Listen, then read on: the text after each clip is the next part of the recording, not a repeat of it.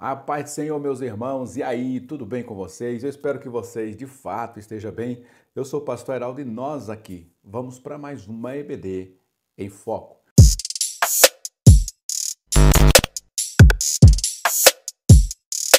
Pois bem, meus queridos irmãos, lição de número 8, e nós vamos falar hoje aqui sobre a relevância e importância da doutrina pentecostal para manter a igreja viva.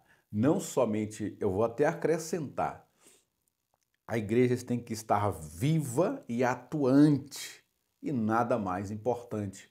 Para nós que somos pentecostal e cremos na atualidade dos dons, do que crer que através dos dons do Espírito Santo, né, desse batismo com fogo e com poder, nós ganhamos essa velocidade, essa energia, essa graça, essa vontade, essa volúpia de fazer a mensagem do Evangelho ser expandida, de fazer a vontade de Deus, de orar mais, de buscar mais a presença do Senhor. E isso, durante a história da igreja, principalmente a Assembleia de Deus, tem sido o diferencial da igreja. Por isso que eu acrescentaria, além de manter a igreja viva, manter a igreja extremamente atuante para a glória de Deus e para a expansão do seu reino aqui cá entre os homens. O texto de referência diz Atos 2, verso 1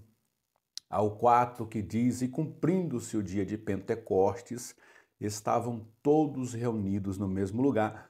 Lembrando que aqueles estão seguindo uma orientação dada pelo próprio Jesus. Quando ele foi assunto aos céus, ele ordenou que eles permanecessem reunidos em Jerusalém. E de repente veio do céu um som como de um vento veemente e impetuoso e encheu toda a casa em que estavam assentados. Interessante que o som era como de um vento, né? E o que esse vento fez? Encheu toda a casa em que eles estavam reunidos e assentados, aguardando a promessa do Senhor. E foram vistas por eles línguas repartidas como que de fogo, as quais pousaram sobre cada um deles. E todos foram cheios do Espírito Santo e começaram a falar em outras línguas, conforme o Espírito Santo lhes concedia que falassem. Aqui nós temos um respaldo dentro da doutrina pentecostal para que aqueles que foram batizados com o Espírito Santo, a manifestação primeira que deu em cada um deles foi o falar em outras línguas. Por isso, daqui nós extraímos a nossa grande doutrina pentecostal, batismo com o Espírito Santo, com evidências a falar em outras línguas. Aí a gente vai ver outras correntes teológicas que discordam disso e outras correntes teológicas, como outras grandes denominações históricas, que nem acreditam mais na atualidade dos dons. A gente não está aqui para confrontar ou para debater o que cada outras pessoas creem, irmãos. Nós estamos aqui para fazer uma referência e expor aquilo que nós acreditamos. Então, nós acreditamos na atualidade dos dons e nós também cremos, assim como eu creio, que o crente, ao ser batizado pelo Espírito Santo, com fogo, ele evidencia-se falando em outras línguas. Embora o dom de línguas é um dos dons que Paulo traz lá em Coríntios, não é somente falar em outras línguas, que é um dom concedido por Deus, mas esse primeiro dom, nós cremos pela doutrina que esse dom é o que evidencia que a pessoa foi cheia, transbordou, foi batizada com o Espírito Santo. E além de tudo, irmãos, além da doutrina, além daquilo que já cremos como doutrina pentecostal, do falar em outras línguas como evidência do batismo com o Espírito Santo, eu também tenho a experiência própria. Obviamente que a gente não pode transformar uma experiência em doutrina, mas a experiência é algo que a gente guarda para nós, para a gente reforçar também aquilo que nós cremos. Eu me lembro que antes mesmo de ser batizado nas águas, porque a nossa igreja tem um costume de o novo convertido, ele é preparado por alguns meses para participar das águas batismais, e ele passa por uma aula de batismo, né? por uma doutrinação ali para ensinar as regras da igreja, os fundamentos da Bíblia, ensinar alguns princípios para aquele novo convertido para depois ele passar pelo batismo. E durante essa preparação para o batismo, eu ainda não sabia nem o que era a igreja direito, não sabia quais eram os fundamentos de nada da fé cristã evangélica e não muito menos sabia nada sobre o batismo com o Espírito Santo, falar em outras línguas, nada disso, nada. Eu estava uma feita orando na minha casa, com o meu quarto com portas fechadas, e enquanto eu orava a Deus, o Espírito Santo visitou meu quarto, me encheu com o seu Espírito e eu transbordei e falar em outras línguas e comecei a falar em outras línguas. Eu ali falava copiosamente, chorava e transbordei naquela noite falando em línguas estranhas. Depois disso, depois dessa experiência, é que conforme eu fui me envolvendo com os crentes, me envolvendo com a igreja, eu fui aprender o que era aquilo que Deus tinha feito comigo. Depois de tudo isso, não precisou ninguém ficar implorando, colocando a mão na minha cabeça, sabe, me incitando a falar em outras línguas, não teve necessidade de nada disso. Mas simples e puramente o Espírito Santo visitou o meu quarto numa noite em que eu estava orando a Deus, me encheu com o Espírito Santo. Eu não sabia nada sobre batismo com o Espírito Santo. Ele foi lá, me encheu, transbordei, falei em outras línguas. Por isso eu tenho na minha experiência para somar com a teologia pentecostal, com a doutrina pentecostal do batismo com o Espírito Santo, para referendar que em mim aconteceu assim. Pastor, comigo não aconteceu dessa forma, com a outra pessoa aconteceu. Nossas experiências são pessoais, a gente não pode transformar uma experiência em uma doutrina. Estou dizendo que comigo foi assim, talvez com você não tenha sido dessa forma. Talvez tenha pessoas que são maravilhosas, trabalham para Cristo, fazem a obra de Deus, mas nunca falaram em outras línguas. Então a gente tem que entender que cada pessoa tem o seu tempo, Deus tem a maneira de trabalhar em cada ser humano. Mas eu estou aqui dando o meu testemunho de que, de fato, quando o Espírito Santo vem, a forma que a gente transborda, que a gente joga isso para fora é por meio das línguas estranhas. A introdução diz assim: veremos nessa lição alguns aspectos que compõem os fundamentos da teologia pentecostal clássica, que é a crença na atualidade do batismo com o Espírito Santo, não só do batismo com o Espírito Santo, na atualidade dos dons. Tem igrejas históricas que são cessacionistas, ou seja, não creem mais na atualidade dos dons espirituais. Eles creem que os dons serviram para a igreja primitiva ter uma velocidade na propagação do evangelho e parou por ali com a morte dos apóstolos. Eu não creio dessa forma, porque a igreja continuará sendo igreja até o dono dela vir buscar ela nessa terra. Enquanto nós estivermos aqui, nessa terra, nesse mundo caído, nesse mundo terrível, vamos precisar de todas as ferramentas espirituais. Não faz sentido Deus deixar a sua igreja aqui e cessar os dons porque os apóstolos morreram. Porque depois dos apóstolos morrendo, a igreja continuou atuando. E para a igreja continuar ativa e atuante, como eu já disse lá no título da lição, ela precisa sim dos dons espirituais. Aí a gente vai ver aqui sobre os dons espirituais, preservar no caminho da santificação. Os dons também têm esse objetivo, o fervor no serviço cristão enquanto aguardamos a volta de Jesus Cristo. E esse fervor no serviço cristão é a marca da Igreja Assembleia de Deus, irmão. A gente expandiu o evangelho não só no Brasil como no mundo, e pós Assembleia de Deus vieram outras denominações que surgiram também do movimento pentecostal, que estão levando até hoje o evangelho a vários e vários lugares numa velocidade extremamente grande. E nós louvamos a Deus porque através desse ímpeto, dessa veemência, desse vento que veio sobre a nossa vida é que a gente arrasta e leva o evangelho, não tem medo, não se intimida com nada. A gente vê a igreja entrando em presídios, em favelas, em lugares extremamente perigosos, indo para outras nações, correndo o risco de morrer, porque elas estão cheias do Espírito Santo. Somente uma pessoa completamente tomada pelo Espírito Santo, cheia desse fervor, é capaz de entregar até a própria vida por amor a Cristo. Tópico primeiro diz o Pentecostes bíblico. Desde o Antigo Testamento, é possível atestarmos que o derramamento do Espírito Santo é um aspecto do plano divino para o seu povo. Aí tem aqui, Cristo fala sobre o batismo no Espírito Santo como sendo a promessa do Pai. O cumprimento se deu no dia de Pentecostes. Desde então, a igreja tem vivido de forma abundante a experiência pentecostal. Então, Cristo fez essa promessa, havia uma promessa para nós, ele cumpriu essa promessa em nós, essa promessa está ativa, está disponível, só que tem igrejas que não querem. Amém? Mas se é um presente, irmão, eu quero esse presente para mim. Se é uma ferramenta, imagina você indo para uma guerra e nessa guerra o exército teu disponibiliza uma série de armas para você.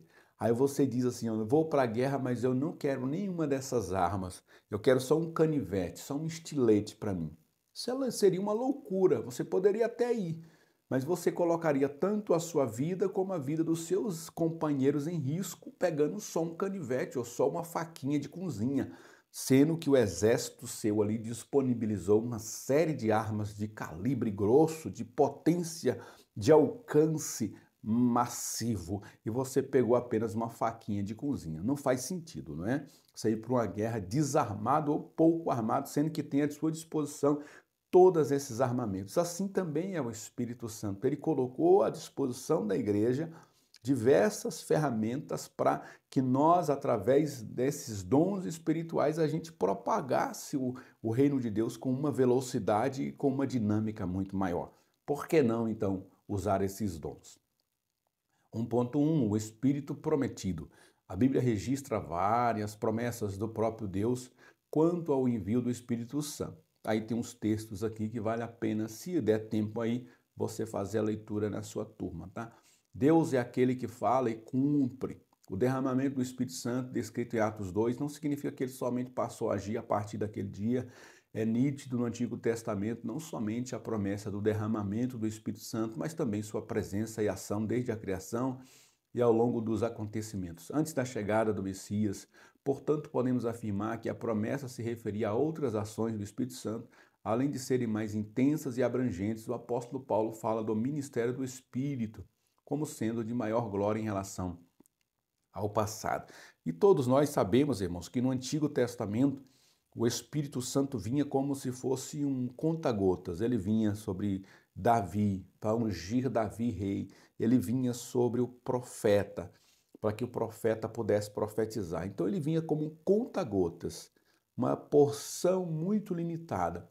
No Novo Testamento é um derramamento, é um vento forte, veemente, que enche toda a casa. Essa é a característica do movimento do Espírito Santo, como diz aqui a lição, do ministério do Espírito Santo, né? Até que há quem diga que o título de Atos dos Apóstolos não poderia ser outro senão Atos do Espírito Santo, porque você vai ver todas as passagens ali do Atos dos Apóstolos, o Espírito Santo intervindo, o Espírito Santo impediu Paulo de ir para cá, o Espírito Santo impeliu os apóstolos a irem para o lado de lá, o Espírito Santo abriu a porta, o Espírito Santo não quis que eu fosse.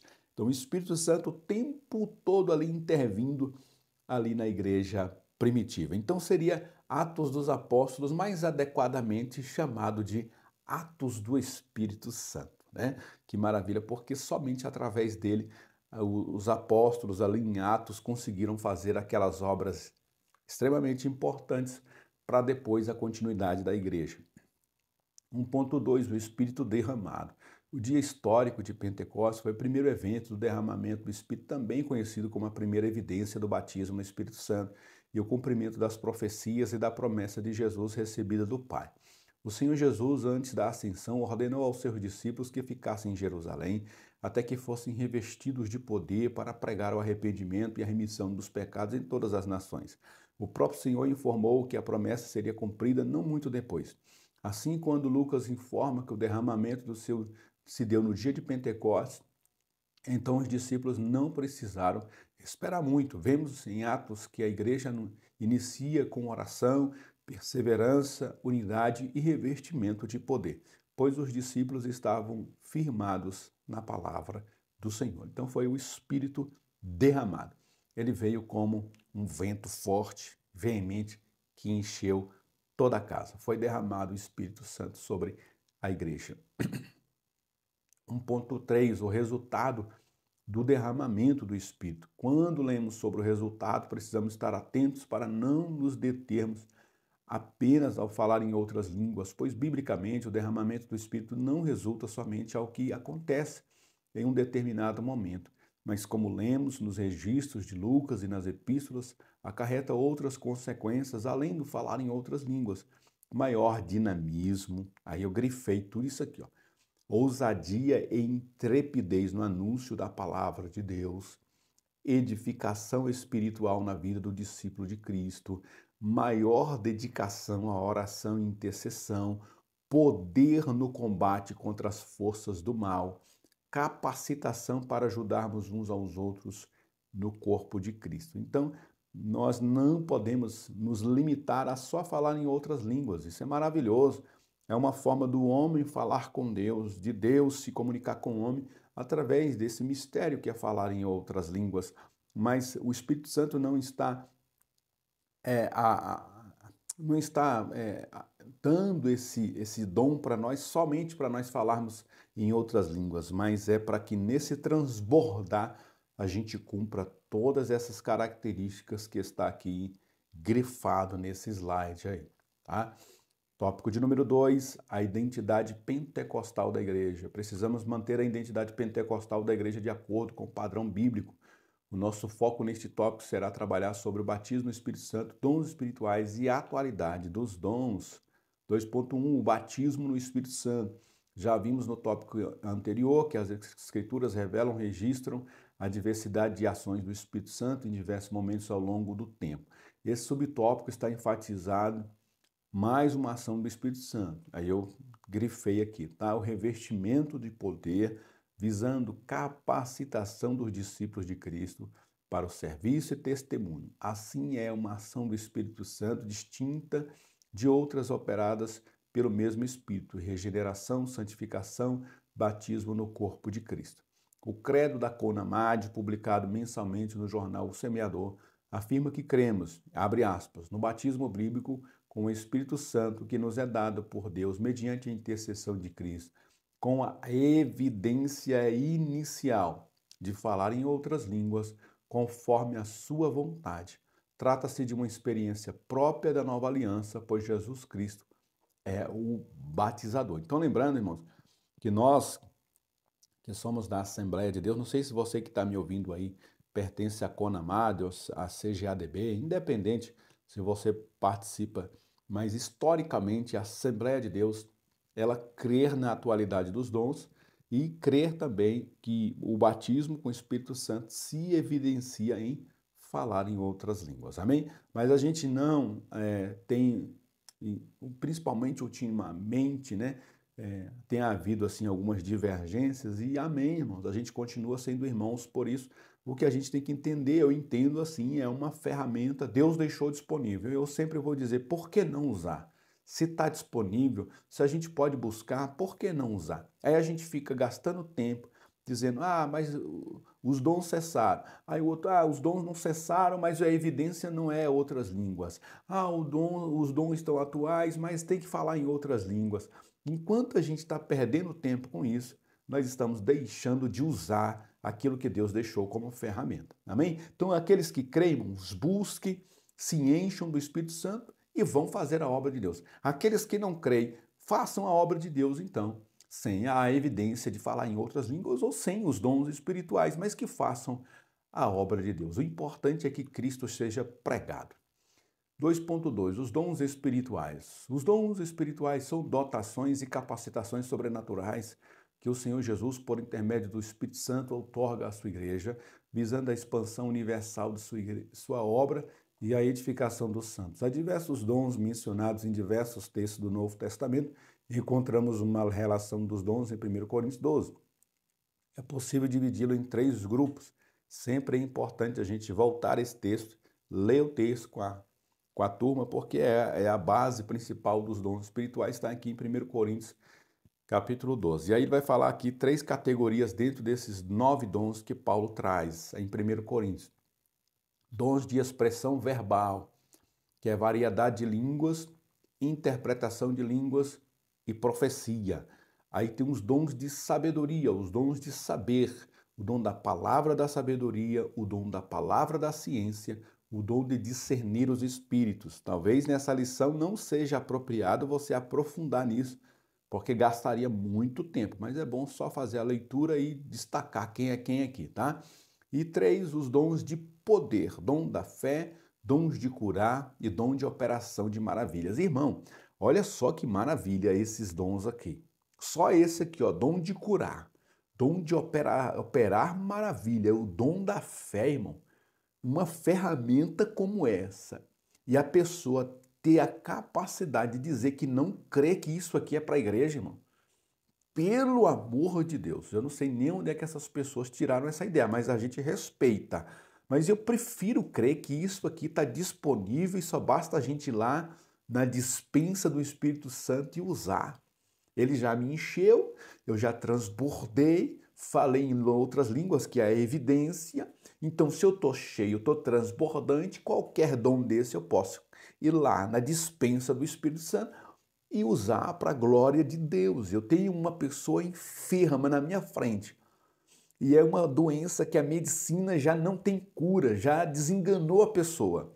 Eu me encho da graça de Deus, vou lá na dispensa do Espírito, pego esse dom de curar e imponho a minha mão sobre a pessoa e ela será curada em nome de Jesus, irmão.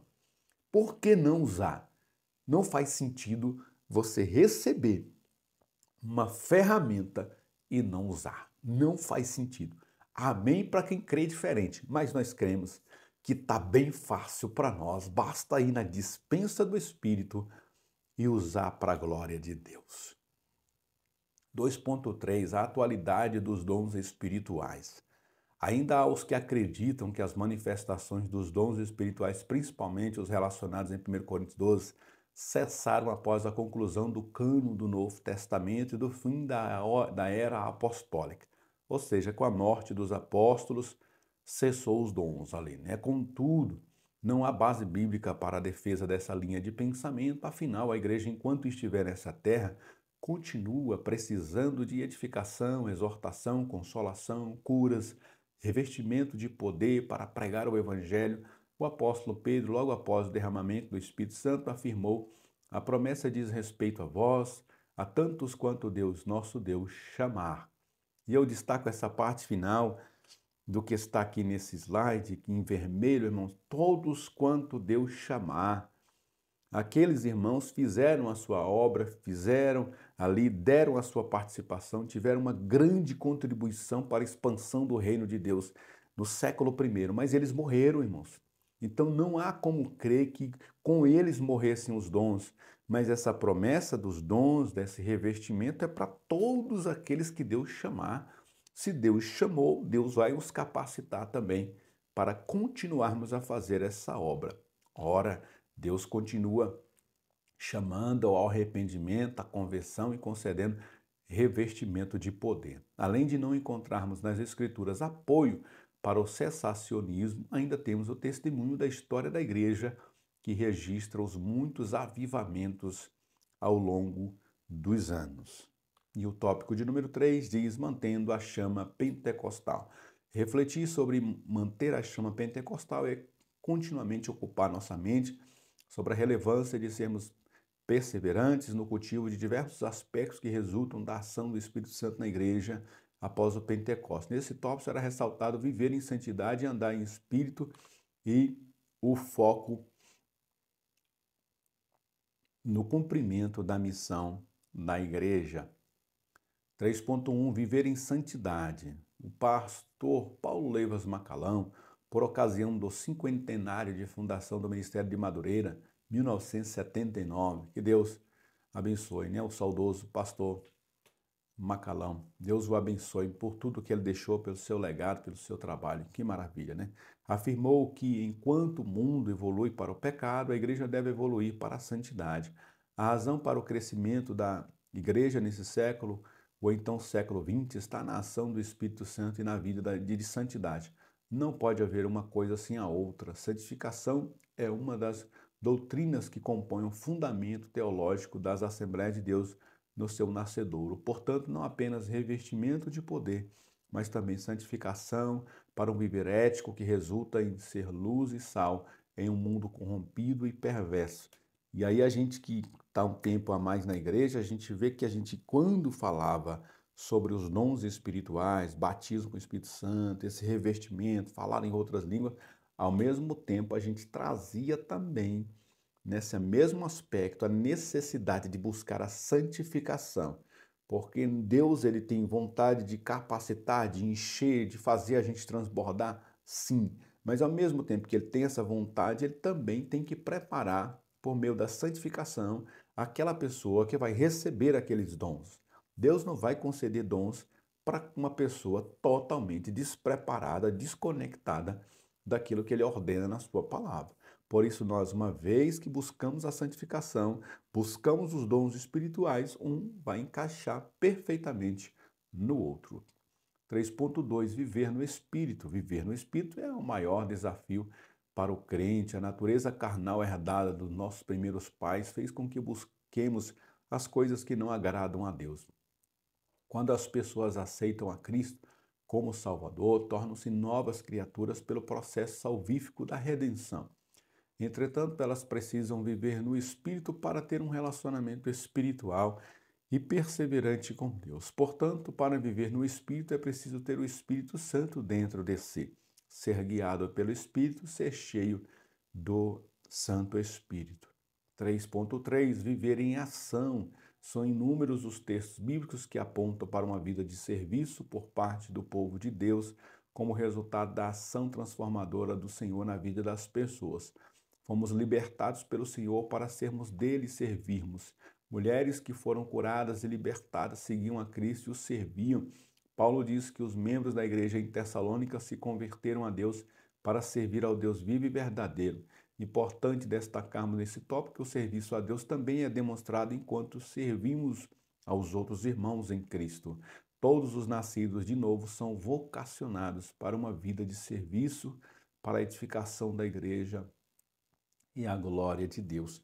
Não há nenhum sentido em Deus batizar o crente com o Espírito Santo, revestir ele de dons, capacitá-lo para o crente, irmão, ser daqueles que, como é composto a grande maioria da igreja hoje, pelo menos na minha igreja é assim, eu não vou julgar a sua igreja, que você é, mas nas nossas igrejas hoje, as que eu conheço, as que eu convivo, que conheço os pastores, a mais da metade dos crentes, ou seja, a maioria, né? Mais da metade dos crentes, a maioria dos crentes, irmãos, são pessoas extremamente desconectadas de tudo, sabe? Com a mente completamente despercebida, desatentas. Pessoas que esperam domingo à noite chegar para ir para o culto e hoje mal a gente consegue ver os crentes nos cultos de domingo. A gente tem que praticamente apelar para programações, para ações, para movimentos, para ver se os crentes se animam a vir para um culto de domingo à noite. Aí a gente olha para a nave da igreja, não sei se você já reparou, para a gente que é pastor, que senta de frente para a igreja, a gente sempre repara isso, né? Tem os irmãos, uma boa parte deles, irmão, não digo todos, mas uma boa parte dos irmãos sentam ali na nave da igreja, irmão, e como se o corpo dele tivesse ali, mas a alma já saiu há muito tempo. A mente da pessoa está completamente apagada, você não percebe expressão, você coloca uma música, a pessoa não tem expressão, você manda bater palma, não bate, você manda se levantar, não levanta.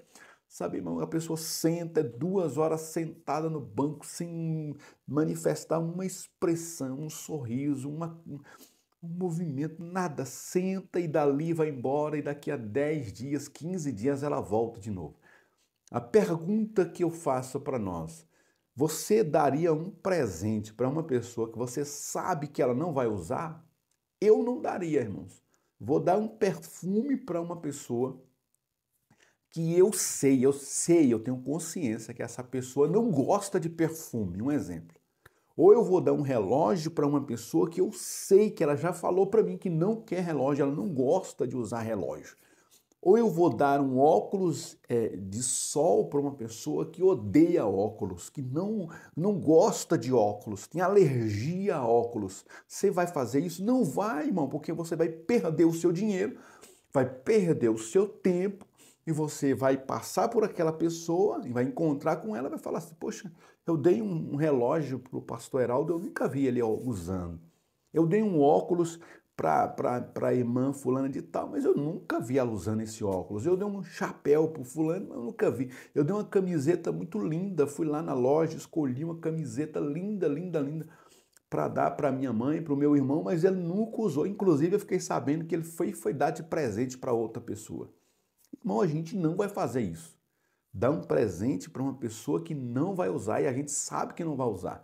Então, o Espírito Santo, irmão, não vai revestir pessoas que estão, desculpe a expressão, pouco se importando com a obra de Deus. Mas aqueles que estão orando, buscando intensamente, essas pessoas vão ser revestidas de novo, de novo, de novo, e de novo, de novo, de novo, de novo. Vai se passar os anos, essa pessoa vai entrar já na fase de idoso e vai continuar ativo para a glória de Deus. Enquanto aqueles que estão pouco se lixando vão permanecer na mesma, vão continuar na mesma, vão começar a arrumar desculpa para não vir na igreja, vão começar a arrumar problema na igreja, vão começar a arrumar defeito na igreja para não vir nos cultos. Eu não vou no culto porque está fraco, eu não vou na escola porque o ensino não é bom, eu não vou lá no ar livre porque está acontecendo isso, eu não vou na oração por causa daquilo outro. Começa a colocar desculpa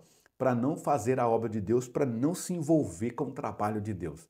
Mas aqueles que estão se envolvendo, eu vou na oração porque eu quero ser útil, eu vou na escola bíblica porque eu quero aprender, eu vou no culto porque eu quero adorar a Deus. E Deus então vai pegar você, vai te revestir com o Espírito Santo, vai te dotar de dons espirituais e nós vamos avançar para a glória de Deus. E vai passar seus anos e a gente vai percebendo que são sempre as mesmas pessoas. Não sei se aí é assim na sua igreja. São sempre os mesmos, irmão. A não ser que entre o novo convertido e Deus pega esse novo convertido e ele começa a avançar também. Mas geralmente são as mesmas pessoas que estão na liderança, que estão nos trabalhos, que estão, sabe, prontificadas a serem usadas por Deus. E aquelas que estão ali sentadas esperando a morte chegar, essas aí, entra ano, sai ano, só fica arrumando desculpa em cima de desculpa e nunca se apresenta. Deus não tem compromisso em capacitar essas pessoas, porque Deus não capacita ninguém para ficar sentado em banco de igreja, porque membro de banco, eu já disse aqui e repito, membro de banco é parafuso, é verniz, é prego. Nós não somos membros de banco, nós somos ativos, estamos fazendo a obra de Deus em casa, fora de casa, na escola, na faculdade, no trabalho, aonde a gente vai, a gente está revestido e vamos fazer a obra de Deus avançar para a glória do próprio Deus. A conclusão diz: precisamos manter essa chama pentecostal. Nossa identidade construída ao longo dos anos, devemos primar pela ortodoxia e ortopraxia. Ortopraxia é a doutrina na prática, né, irmãos? Eu creio em algo e vou praticar aquilo. Então, eu creio na atualidade dos dons, na doutrina do Espírito Santo e vou praticar ela, vou colocar ela em ação na minha vida. Não permitimos que os modismos baseados em experiências pessoais sejam colocados acima dos princípios das sagradas escrituras, né? Que nós, nesse tempo em que a igreja está cada dia, parece que está entrando numa onda de esfriamento, nós possamos buscar esse revestimento com o Espírito Santo. E aqui fica o nosso agradecimento. Deixamos aqui um convite para você que não faz parte da nossa família EBD em Foco. Eu vou deixar aqui na descrição desse vídeo aqui o link para você entrar lá e fazer parte da nossa família EBD em Foco, tá? Deus abençoe a todos vocês. Não deixe de se inscrever, irmão, no nosso canal, de colocar aí um comentário para o YouTube entender que nós estamos aqui ativos e espalhar essa palavra para mais pessoas conhecerem o nosso canal. Deixa aí o seu gostei também, ajuda muito. Para você é só um segundo para você clicar ali, mas para nós faz toda a diferença. Quando alguém coloca ali um gostei, o YouTube entende que aquela mensagem foi importante e ela vai mandar para outras pessoas. Para você não custa um segundo, para nós custa o crescimento desse canal. Deus abençoe e até a próxima IBD em Foco, se Deus assim nos permitir. Amém.